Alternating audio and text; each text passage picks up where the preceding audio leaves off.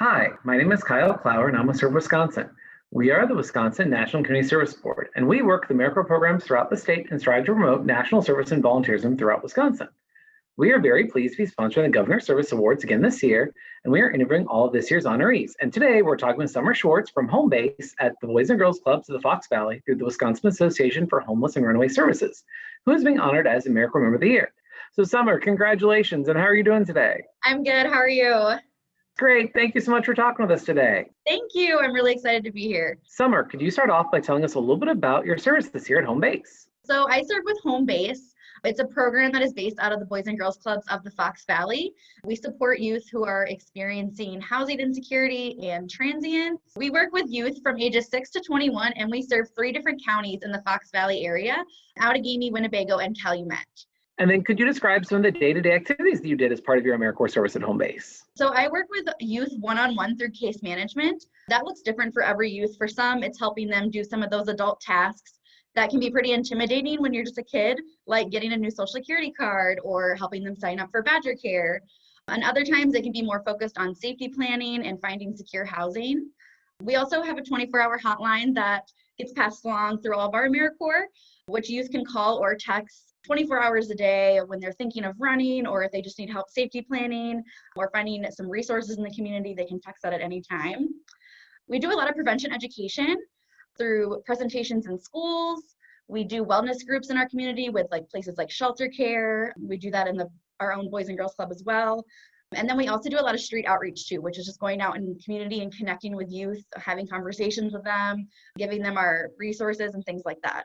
And then Summer, why did you decide to serve with AmeriCorps originally? And what made you want to serve with home base and as part of the Wisconsin Association for Homeless and Runaway Services? So I was transitioning from just completing my bachelor's degree, and I was about to start graduate school, and I was looking for a way to just gain experience in social services, but I also wanted to do something that was really going to make a difference in my community. I stumbled upon AmeriCorps in the position with home base, and I knew right away that I wanted to apply and that it would be the perfect fit to get that experience that I was looking for. I've always had a passion about working with at-risk youth. I'm currently in graduate school for school social work. So I knew this was the right fit. I've never worked with kids though that were experiencing housing insecurity and transience. So this was the perfect opportunity for me to get that growth and to gain that experience that I was looking for while making a difference. And then Summer, what are some of your favorite memories or some highlights from your service experiences last year? Yeah, gosh, I've had so many memories and moments. I would say my absolute favorite moment was when we placed a youth that we were working with into one of our host homes. We don't have a youth shelter in the Fox cities, so we utilize licensed foster homes for temporary placement when kids are looking for places to go and things like that. Our program had actually not placed a youth in one of these homes in 10 years until we did this past year. And the young person who we placed was really struggling with just finding secure housing and kind of getting their life on the right track. And just seeing the look on their face when we got them settled into this home, knowing that they had somewhere warm, somewhere safe to sleep that night and for a few weeks, was my absolute favorite moment. It really just validated everything that we'd been working for. And then Summer, what do you think are some of the impacts that you've seen from your service over this past year? Yeah, so Home Base recently completely changed our process for engaging with youth and the community at large.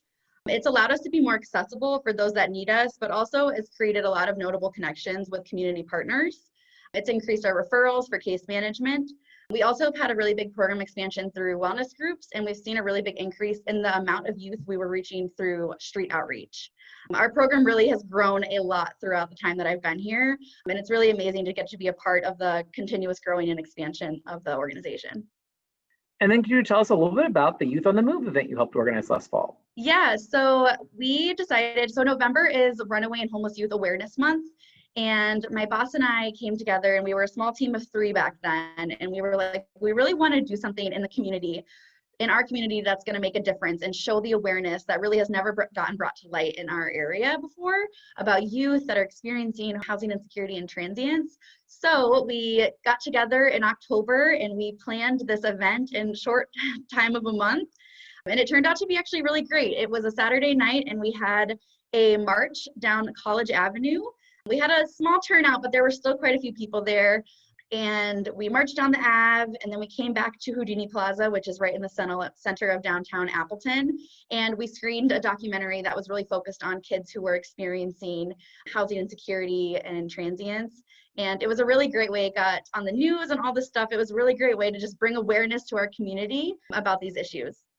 And then Summer, could you tell us a little bit about the renaming of home base and your role in that process? Yeah, so when I first came to home base, it was actually called Runaway and Homeless Youth Services. And we really wanted to change that name to be more trauma informed, to be more youth based, more strength based. And we came together as a team, and one of our team, we threw all kinds of names around, all kinds of acronyms and everything. And someone finally said home base, and I was like, where you're safe. And it kind of became our little tagline. It took a long time to kind of finalize it and kind of make sure that we like really loved it, and we ran it by past some youth to see if how they felt about it. And we just had this past summer got approval and kind of rolled everything out, and then we finally got shirts and everything made, and now we are officially home base. But it's really been cool to see the transition from kids wanting to work with us, because before we were just saying, oh, like we're Runaway and Homeless Youth Services. Doesn't sound really cool. No one wants to wear a shirt that says Runaway and Homeless Youth on it. So it's really cool now that we're more strength based, and kids seem a little bit more intrigued and interested in actually working with our program. It's not so scary almost to get approached by us. So That's wonderful. And then Summer, can you tell us about the Lighthouse program you've been working with this year? yeah, so Lighthouse is a GSA, a Gay Straight Alliance, through the Boys and Girls Clubs of the Fox Valley. We had, during the COVID shutdowns, we were really looking for a way to engage our youth in our community virtually.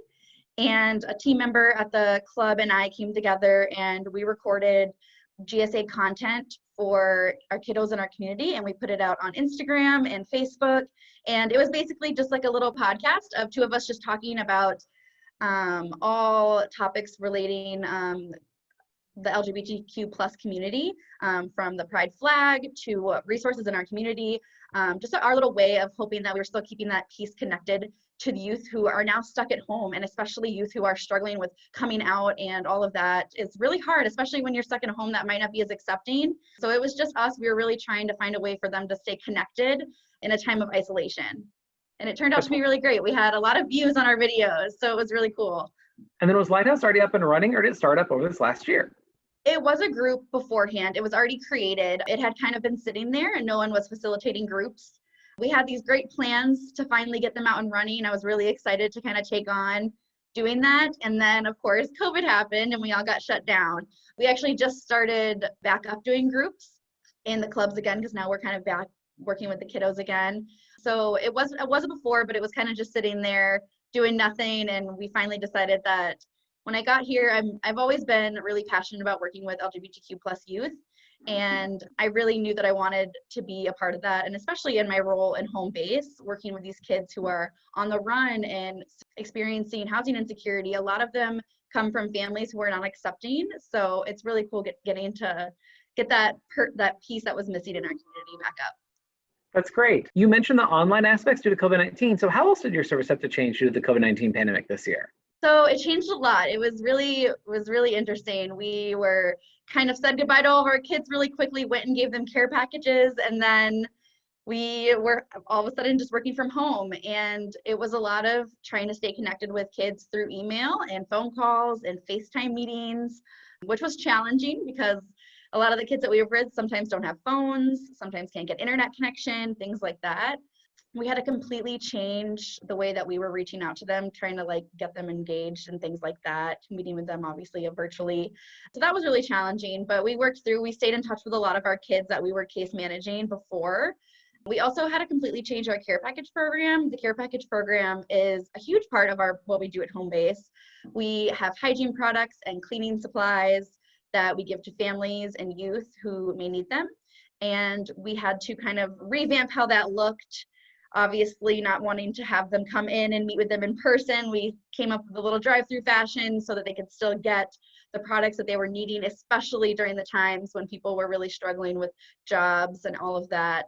So yeah, our program had to change a lot, but we completely switched into doing virtual programming. We created videos on how to tell people how to complete Badger Care. I kind of did a voiceover and I screen recorded on me like typing in and filling out the application. so that people who are needing to now do that could do it. We created a video on how to file for unemployment because that was so important during that time that everyone was trying to get that completed.